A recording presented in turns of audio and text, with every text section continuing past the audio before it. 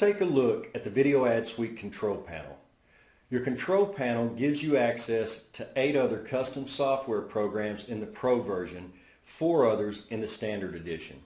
All are designed to target in different ways, as well as an additional option on the bottom for more advanced training. Of course, some of the programs have practical applications outside of the ad buying arena. So by having these programs separated rather than all jammed into one over-bloated program, makes it a lot easier on the user regardless of experience level, from absolute beginner to well-seasoned expert.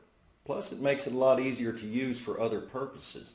So open up your control panel, enter the 5 data requirements, and click on the Save Setup button. After a few seconds, you'll be alerted that your settings are saved, and now you'll be able to use all of the other programs on demand at any time without ever needing to type this information into any of them ever again.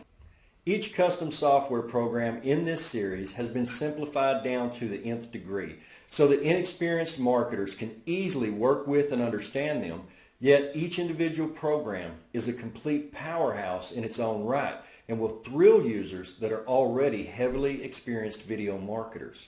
Additionally, each individual program also supports proxies. There is a place for the proxy and port and places for username and password if your proxy setup requires them.